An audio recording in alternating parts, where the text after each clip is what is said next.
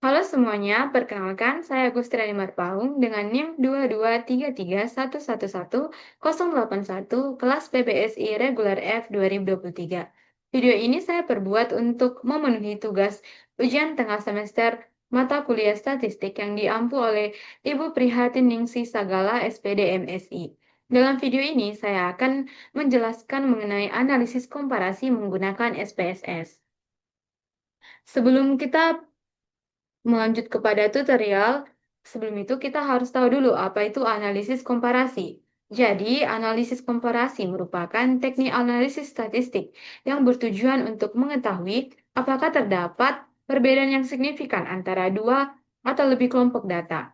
Analisis ini digunakan ketika peneliti ingin membandingkan suatu variabel berdasarkan perlakuan, metode pembelajaran, kondisi, atau kelompok tertentu. Dengan kata lain, analisis komparasi membantu peneliti melihat apakah perbedaan yang terjadi antara kelompok benar-benar disebabkan oleh perlakuan yang diberikan atau hanya terjadi secara kebetulan. Jadi, teknik analisis komparatif yang digunakan di sini yaitu uji independen sampel t-test. Jadi, t-test itu adalah alat uji statistik yang digunakan untuk menguji hipotesis komparatif dua sampel bila datanya berada pada skala interval atau rasio. Uji independen sampel t-test digunakan untuk mengetahui apakah terdapat perbedaan rata-rata dua sampel yang tidak berpasangan, artinya data kelompok yang satu tidak bergantung dengan data kelompok yang lain, serta data berasal dari sampel yang berbeda. Digunakan untuk data terdistribusi normal atau homogen. Kemudian teman-teman sekalian, dasar pengambilan keputusan dari analisis komparatif ini yaitu jika nilai signifikan to tail kurang dari 0,05, maka terdapat perbedaan yang signifikan antara satu sampel dengan sampel lainnya. Kedua, jika nilai signifikan to tail lebih besar dari 0,05, maka tidak terdapat perbedaan yang signifikan antara satu sampel dengan sampel lainnya. Jadi untuk membuktikan hal ini, mari kita langsung saja kepada tutorial penggunaan SPSS-nya. Ya baiklah rekan-rekan sekalian, di sini saya sudah memiliki data dari kelas yang menggunakan metode ekspositori dan data kelas yang menggunakan metode PBL. Terlebih dahulu kita membuka akun atau aplikasi SPS kita dulu. Lalu kita pergi ke variable view. Lalu kita mengisi pada bagian yang pertama yaitu nilai. Kemudian kita enter, lalu kelas. Nah, di sini kita ubah pada kolom desimal menjadi 0 karena nilai pada data kita itu tidak berbentuk desimal. Lalu kita pergi pada kolom values.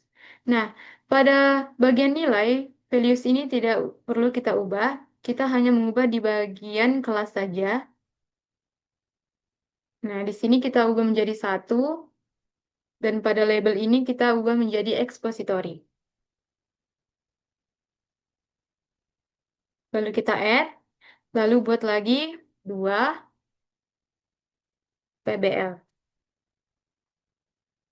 Lalu kita add lagi. Dan kita klik OK. Nah, pada bagian ini yang diubah itu hanya desimal dan value saja ya. Kemudian kita klik data view, lalu kita akan mengisi nilai. Lalu kita pergi ke Excel. Nah, di sini kita copy nilai pada kelas yang menggunakan metode ekspositori. Kita Ctrl C, kemudian kita copy. Nah, teman-teman, untuk nilai kelas PBL-nya itu, kita langsung sambung saja kepada di bawah nilai kelas ekspositori tadi.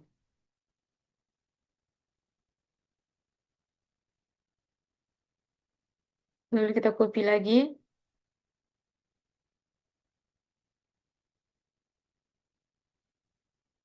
kita pindahkan di bawah kelas ekspositori. Nah, kemudian kita akan mengisi kolom kelas pada halaman ini.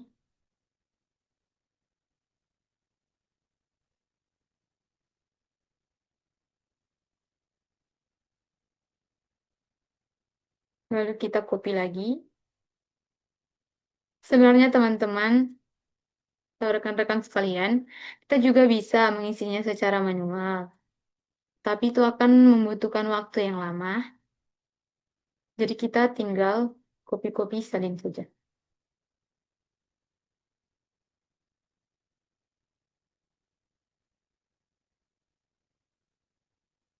Kita lakukan hal yang sama kepada kelas PBL juga.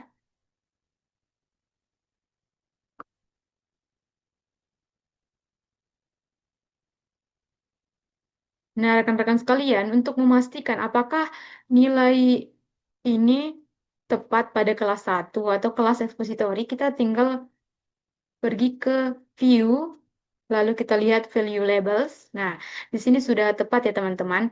Dari nomor 1 sampai 36 itu merupakan kelas ekspositori. Kemudian di bawahnya adalah kelas VBL. Nah, kita kembalikan lagi teman-teman, rekan-rekan sekalian kepada angka. Oke, teman-teman. Berikutnya kita langsung saja ke analyze, lalu confirm means, lalu ke independent sample t-test. Lalu, nilai ini kita klik lalu masukkan ke bagian test variabel. Kelas kita masukkan kepada grouping variabel. Nah, di sini kan masih ada tanda tanya nih rekan-rekan sekalian. Jadi kita klik define groups, lalu kita isi grup 1, yaitu 1, grup 2, 2, lalu kita continue. Kemudian klik OK. Nah, di sini langsung dapat teman-teman data atau perbandingan antara kelas yang menggunakan metode ekspositori dengan kelas yang menggunakan metode PBL. Dapat kita lihat teman-teman, di sini yaitu signifikan detailnya lebih kecil dari 0,05.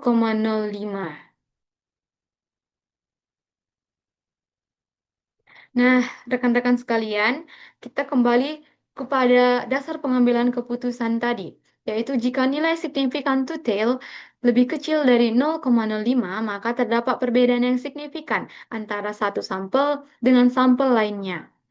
Nah, kemudian jika nilai signifikan detail lebih besar dari 0,05, maka tidak terdapat perbedaan yang signifikan antara satu sampel dengan sampel lainnya. Nah, kita lihat pada data kita ini yaitu lebih kecil dari 0,005, yang berarti signifikan detailnya lebih kecil dari 0,05, yaitu 0,01, maka ada perbedaan yang signifikan antara metode pembelajaran ekspositori dengan metode PBL.